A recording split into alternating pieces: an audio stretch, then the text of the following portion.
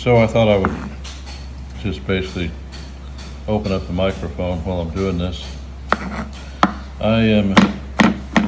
It's morning in the Philippines here in Iloilo, and I'm just cutting up some garlic and just gonna try to put together a little video about cooking Siningag. If you're from the Philippines, you know what Siningag is. If you're not, I never did know. I thought fried rice was fried rice. I did not know. Siningag is fried rice, but basically it's just garlic fried rice. And I don't know if it's just unique to the Philippines, but I know I really got used to it, and it's something I like. It's very simple to prepare. In fact, you can buy this garlic like in the States. I guess you can buy it here somewhere, or you can make it yourself. It's just like already minced. I don't know, I just feel like if you put in the work and you mince your own garlic, may be wrong, it may taste a little better, but sometimes at home in the US, I got that jar of minced garlic in the refrigerator, and basically I think it's just minced garlic and like olive oil. But basically that's good enough. I got my peels off and I got my garlic all minced up, and I'm gonna go over to the stovetop and I'm gonna roast my garlic in some olive oil. Yeah, like I said, if you're from the Philippines, you probably made this before. You probably make it a lot. I find that my family downstairs, they don't make it often. I just put maybe a tablespoon, a little bit more of olive oil in there.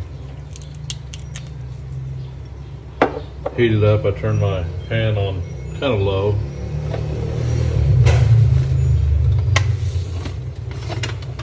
And I don't know why I like to use wooden stuff. Well, especially, you don't want to use metal on this pan. But so I'm gonna put all my garlic in there.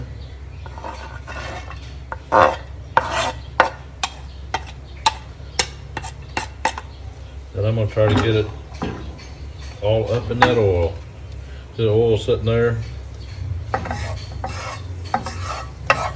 And I don't know, this isn't really I guess you could consider it a cooking video, but I don't know, I just remember the first time I was in the Philippines, and I covered that in another video, my wife's aunt, and I'm going to put a little bit more olive oil. I like it to be just a little bit more. It's like the garlic is crowding it a little bit. You got to have that oil so you can kind of roast your garlic, and I've got it on a medium temperature, but you really have to watch the garlic. You see how it just sits there and it's kind of, you call it getting happy or whatever, but it's roasting, and it's going to roast really fast. But yeah, the first time I had Siningag was in San Machas, Pampanga, and I seen this brown stuff kind of floating around the rice. I'm like, what is that? So that was my first really introduction to it that I remember. We may have made it at home, I don't know, but that's what's coming back to me right now. But this stuff was on the bottom, it's already gonna be turning. So I just kind of try to flip it as best I can, and then I want to spread it back out. I actually cooked, I don't know when the last time my wife actually made Siningag. One thing you really need to have, you can do it if you don't have it, but you need day-old rice, which I've got. And you just kind of eyeball how much garlic you need. After you made it a few times, hey, you kind of get the hang of it. Sometimes, I like to have a lot of garlic in my rice. See how it's starting to turn brown? I like it a little bit flavorful. Who doesn't love flavor, right? Let's see, you can see it now. At this point, I kind of liken it to when you broil something at home. You put it on broil and you're like, I just want to brown it, you know, and you stick it in the oven and you turn it into broil. You walk away for 3 minutes, you come back, it's burnt. This stuff, you stay right here. Just stay right here, because you can see over here it's already getting a lot more brown. You just want to roast it. I don't know what their term is. If you know the term for burnt garlic or bitter, it'll turn it bitter. So if you're Filipino, if you're Filipino, then tell me what that word is for bitterness. Okay, I'm shutting it off, and I'm gonna go get my rice.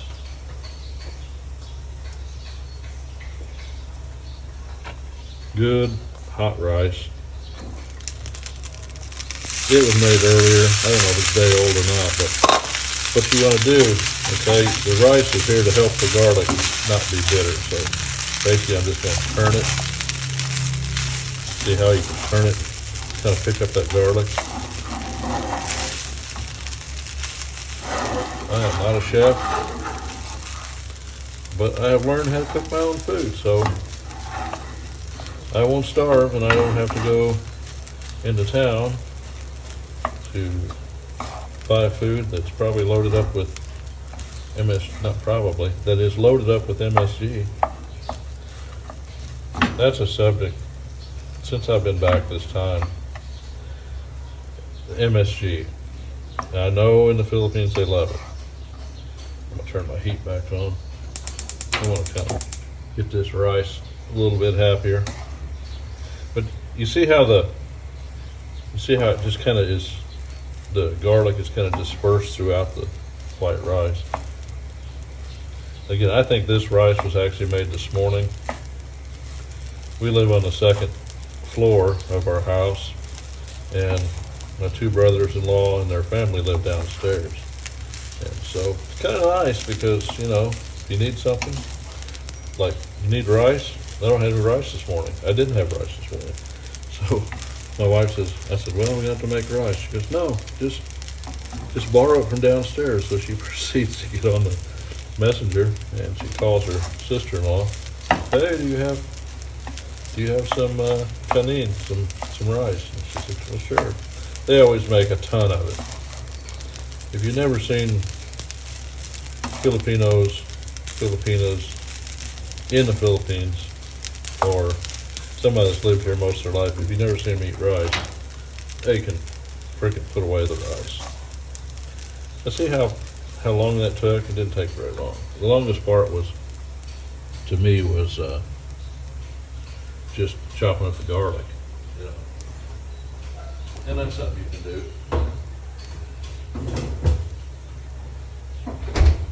I'm gonna throw a little bit of American taste in this, a little bit of Louisiana, which I don't know if it's actually, I know it's Cajun seasoning, it says, but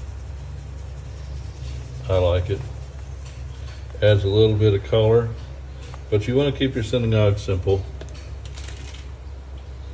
and that's what I'm doing. So it's basically done. I shut off the heat. I'm gonna let it sit here in this hot pan. But I was talking about MSG. I noticed when I would eat a meal that's loaded down with MSG, and I didn't know it at first. It's just like, you know, MSG. I guess you can taste it, but kind of hard for me to recognize. But you rest assured, if it's cooked in the Philippines at a restaurant, or probably in somebody's house, they're using a product called Magic Syrup. And yeah, you got MSG in there. I bought some chicken last night from a place that's all over the Philippines. It's called Chooks to Go. Chooks is a Australian word for chicken. So they have a franchise here in the Philippines. It's on every corner. It's called Chooks to Go. And it's a roasted chicken, and they do a good job. About 280 pesos, which is about $5. Hold on, is that my brother-in-law coming in? Let Okay, so my brother-in-law just stepped in. And he brought these, whatever they are, they come off a tree next to the place. I don't know what they are. If you're from the Philippines, yeah, drop a comment down there if you know what those are. They're a little fruit, I do know that, and I know they grow next door to this big tree. So anyway, I'm gonna get this rice in a bowl, and then I will get my eggs out and bacon maybe. Okay, so I'm gonna get my bacon ready. I'm gonna put it in the pan.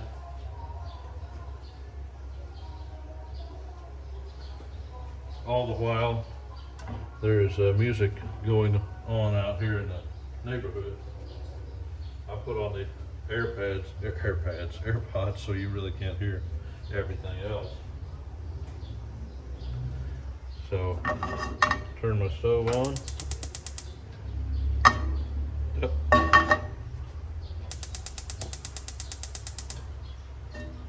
Gotta watch these stoves. If it doesn't light, you're in trouble. So, picked up some bacon from S&R in Iloilo City. I've been coming to Iloilo off and on since 2007. My first trip here was a long time ago, and you know, we had the market here in Pavia, a little town outside of Iloilo. We had the Palenque, the market, fresh market, or whatever you want to call it, where they sold fruits, vegetables, meats, and fish at bargain-based prices. But now they've got Pure Gold, which is a nationwide Filipino store. Pretty nice grocery store.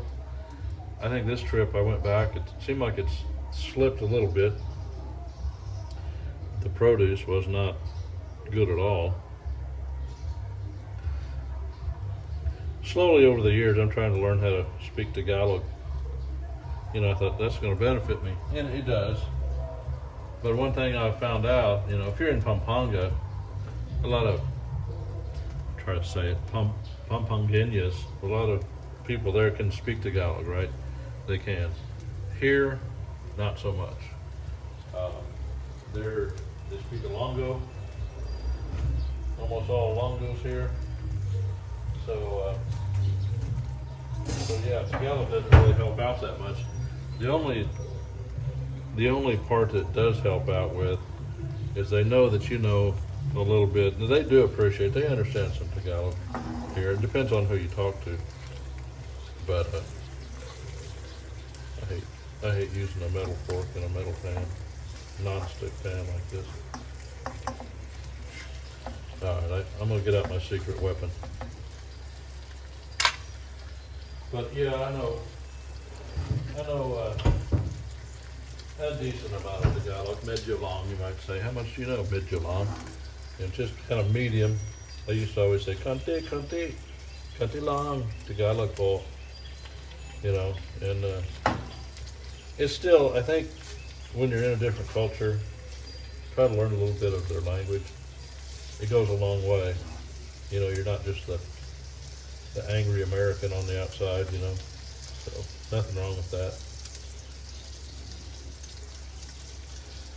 I love the Philippines, and so I've always been interested, you know, in learning some of the language, learning the culture, understanding the culture. I'm a big observer of people. I mean, there's a million little things that you know, you live with a Filipino, you know. Anybody that's on the channel and married to a Filipino, you're gonna know. I can mention one thing. Yeah, my wife, she does the same thing, you know. Yeah, you know, I don't understand why they do that, you know. So we've been married almost 20 years. I've spent 20 years observing, and you know, one thing that I've really learned in the Philippines is just because you don't know the reason doesn't mean that there isn't one. And one of my favorite little stories, one day my friend down the road, Edgar,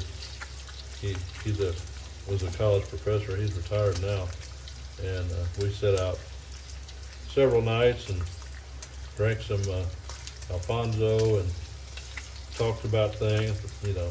And then I'd go back to America. We'd keep in touch. And one story he told me, we were talking about how come Filipinos buy a little bit at a time.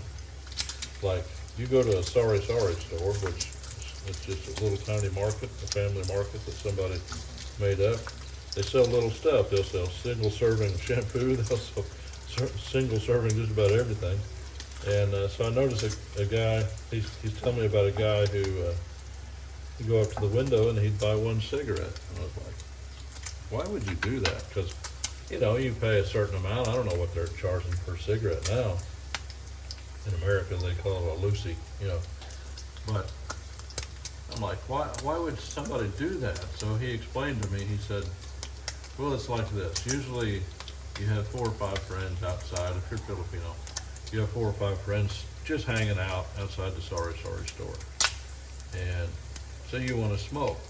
So you have 2 choices. You could go up and buy a pack, or you can just buy one. Well, why would you buy one? Well, this is what he said. He said, okay, in Filipino culture, this is how hospitable they are. He said, in Filipino culture, if you have something and your friends would like to have some too, it's just like if you sit down to eat, somebody's over at your house, you're going to invite them to eat. So if he buys a pack of cigarettes and he's got 5 friends, how long is that pack going to last him? Right? So he can smoke that one cigarette, kind of, in a sense, making believe he doesn't have any more money, or at least they don't know how much he has. And so he's not obligated, according to Filipino culture, to really buy a whole pack. But if he buys one, he can smoke one, and then he can smoke one at a time. He might smoke 5, but if he bought a whole pack, opened it up, and there's 5 friends, he's going to give 5 out right away. So that's the kind of the concept of tingi. It's just buying a little bit at a time. You'll see that here a lot. So that's just a little cultural thing that they have here that I did not understand. And I've got to do something to get this bacon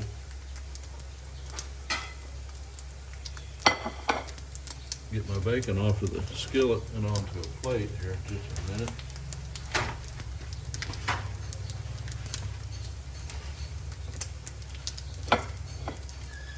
I'm going to get this ready,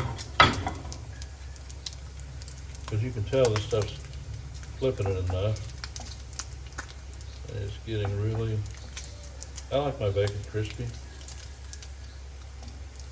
Incidentally, I think I mentioned that. I bought this at S&R, and that's where I started. See, like that one's about ready to go. S&R is like Sam's or Costco. Everybody here says it's like Costco. I don't have a Costco in my town. I've been to Costco a few times out in Arizona and once in St. Louis. But S&R kind of reminds me more of Sam's Club. But the main point is, if you're here in the Philippines and you know the Philippines kind of creeps in on you. It's like if you're not used to being here, you can get a little bit much. You can get too much of it.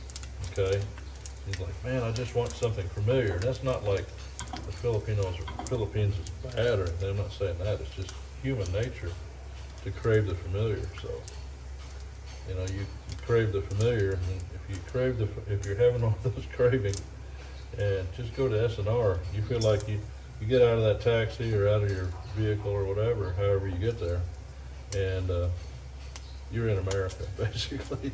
It's what it feels like compared to, you know, being out in the barangay or the barrio, whatever my wife likes to say. So I'm going to throw a little bit more bacon in here.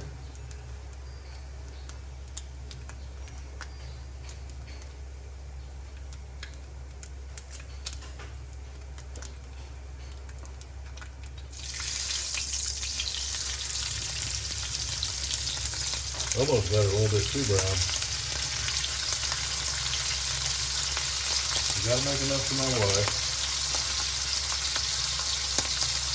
She's upstairs on the patio, on the third floor. She's messing with her plants. She got a whole, these plants, all the food all the vegetables and fruits we've been buying, she's been taking seeds and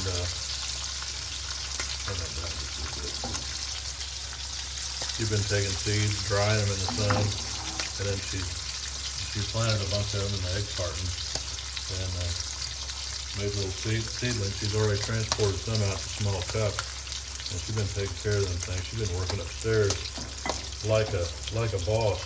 She just gets up there, and she's lived in America for 20 years, so she remembers living here. She left when she was about 18, but for her to be out there in the heat all day, it's quite a bit, quite a bit on her, but she loves it. She loves what she's doing, and she loves being back home. If you have a Filipina and she's at home, they're with you in the U.S. or Germany, wherever you're at, they deserve to go home too. I try to get back here as much as I can, but I know a lot of guys married to Filipinas don't even, I don't want to go there, it's hot all the time. Well, yeah, you're right, it is. But you kind of have to consider the Filipina too. I mean, she left her country and moved to the United States or wherever, speaking to U.S. expats or U.S. citizens, and she's got family too. She likes to see them. She probably won't bring it up a lot, and you get busy in the day-to-day, and pretty soon years go by and they miss a whole bunch of what went on in their family. And so I've always tried to get back here and let her visit her family. We've been here since March 18th. We're not going back. We just actually extended. It cost a bundle. Should have just bought the plane ticket the first time, but it cost us about $1,300 to extend. Qatar Airlines, they charge us another $500 a piece, plus switchover fees with orbits. But the important thing is, get your Filipina back here to the Philippines sometimes. I mean, that's just common sense, common human decency. It shows you respect her, so if you can't, that's on you, but I'm not saying you're a bad person, but what I am saying is, like, she may not be telling you exactly how homesick she is, and it's going to do her good. And one thing I find, and my wife's not in the room right now, she listens to my videos sometimes, but when you bring her back to the Philippines, you think she's family oriented and she takes care of you, and they do, but for the most part. But they become Americanized to a point, and it's not like that's a bad thing either. I mean, when I come here, I become kind of more Filipino because that's what you're around. You become more acclimated to the culture. But when you bring her back here, she is going to, what I've noticed in my wife, the things she wouldn't do or would let me do for myself in America, I don't know what it is. Can't explain everything. I'm not trying to say all this stuff's right or wrong, but it seems like she waits on me more and she takes care of me more here. I don't know what that is. Maybe it's just her natural desire as a wife, being in the Philippines, and I know it has an effect. And she takes care of me, and she always does. She's great, But I'm not a person who's like, cook me some dinner. I like to joke with her. She'll come in and I'll be hungry, and maybe she comes into our house and I'll say, "Woman, cook me some dinner," and she knows I'm sarcastic as hell, but she knows I'm just kidding, and she knows also that I do most of the cooking. So I'm gonna get some eggs, put them in here, so I'll be right back. Take my oven, my stove top back on. Yeah, I actually, especially as far as my food goes, I pretty much do most of the cooking myself. That's my choice, Some guys are like, "Well, my wife waits on me hand and foot." Man, that's good for you, buddy. That's not the way I roll. I'm okay with it. And I'm okay with you being you. That's cool. But I like to do it myself because I like things a certain way.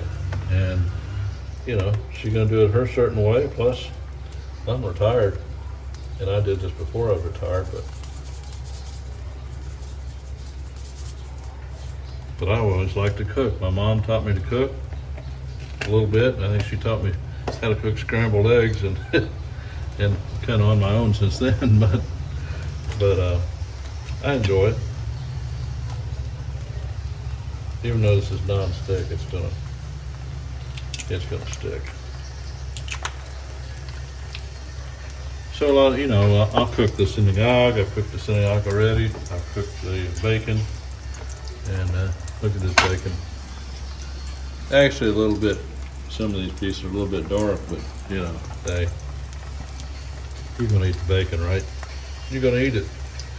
So, I like to get a good spatula.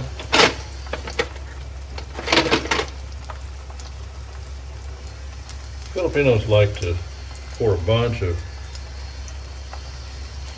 like canola oil or just what do they call vegetable oil? Yeah, that's what it is. They like to pour a bunch in there, and they like to just scald their eggs. I call it that. They make it kind of plasticky, right? And I don't like that. I always felt like an egg, if it's properly cooked, should not have any of the like this. See, it's a little bit hot. Got a little bit plasticky right there. I'll just set that over to the side. And I like an egg, I like it over medium. So I'm gonna let this cook a little bit more. You can see right here, it's still pretty wet. And I turn the heat down so it doesn't really scorch it on one side. Now, doesn't mean I cook a perfect egg every time, for sure. But that's my goal.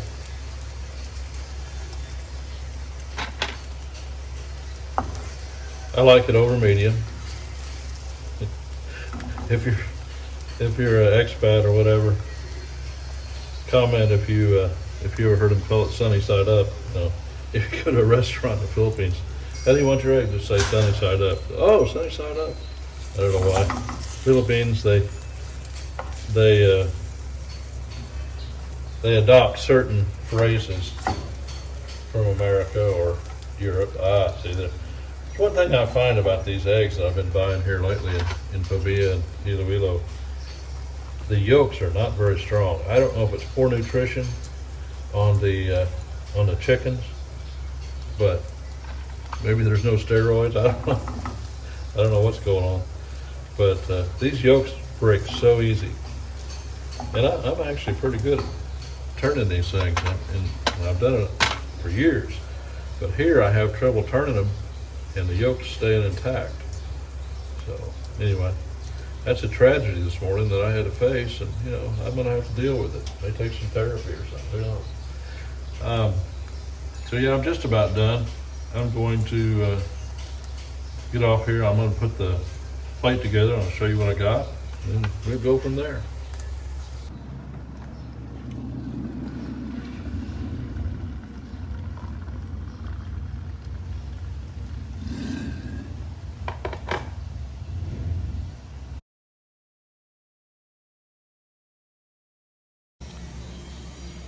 Okay, so I've got my breakfast ready to eat this morning, and let's enjoy it.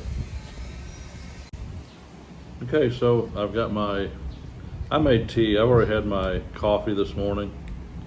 I choose to avoid the traditional Filipino coffee selections that they have here. There's just a lot of sugar, and if you read the contents, they have tons and tons of chemicals and different stuff like that. So anyway, I got my English breakfast tea here. A little better choice for me. That's for me. Got my Siningag, got my itlog, which is egg in Tagalog, of course, my bacon extra, just in case this one has a flat. I've got an extra spare. So what I like to do with the egg, and I'm glad that I have one that I didn't get hardened all the way. Well, it pretty much is. But usually, if you have one that's really soft, you can break that egg and that yolk will run down in your Siningag, and it's just the way I like it. Kind of reminds me of, you know, you see maybe your dad or somebody, old man, gets done with his breakfast, has a piece of bread, and he just sops up the egg left over on the plate, and just eats it. But I like that. I like it done that way. Some people, they're scared of salmonella. Hey, protect yourself. I assume no risk or responsibility for your egg eating decisions. So anyway, all right, let's see how this tastes. I like to eat a combination of stuff, so I take a little bite of the bacon. Of course, it's sweet. I don't know, everything has to be sweet in the Philippines, except for Siningag, right? Got the egg and the Siningag. Just something satisfying about that. After I eat, I've got some bananas behind me. I've got fresh mangoes. I eat these, probably a mango, a banana, or 2 bananas, whatever, with every meal. It's available, Try to buy mangoes in the United States. You can find some sometimes, but not like these from Guimaras. I mean, oh my God, things are like candy. And mango's good for your digestive system. It keeps your stomach settled, and you got garlic. That's good for you. I don't know about the bacon, but hey, it's bacon, so Anyway, that's my Filipino breakfast. It's a Sunday morning. It's kind of like a live stream, only it's not live. I don't have enough subscriptions. I don't have enough subscribers to do a live stream. So, one of these days I will. So if you like the content, look at some of my other videos. This is kind of a different one. I just wanted to throw in there. Cooking with Randall, kind of, I do love Filipino breakfast, probably my favorite breakfast now. I'll choose this over biscuits and gravy. It's just too filling, man. I love them, but the way it makes you feel afterwards, I prefer this. Never been a big pancake guy. Never, waffles are okay from time to time. Siningag, itlog. I like tocino. I'll do a tocino video. Love tocino. In fact, I think I've got enough footage. I could post a cooking tocino video, and it's a little bit to it. So, you can't just throw it in the pan and expect it to be like you get in a Filipino restaurant. If you want to do it at home, I can show you how to do that. So if you like the content, like and subscribe, please. I'm trying to grow this channel, and if you got some good out of it, subscribe. If especially Filipinos, if you want to make a comment about something that you see, drop a comment down below. That helps the videos, get out, and YouTube will share them a little bit more if they see people are interested. So for my subscribers, I appreciate you guys. I think we gained like 35 in the last 2 or 3 weeks, and you just don't know how that makes me feel, and I really appreciate it. I know I got Ken up in Iloilo. He comments on every video. So many of you, some Filipinos are in there. I'll give you some shout outs. I try to. I need to just write them down and start going through that. But yeah, so I appreciate you guys. And until next time, have fun in the Philippines.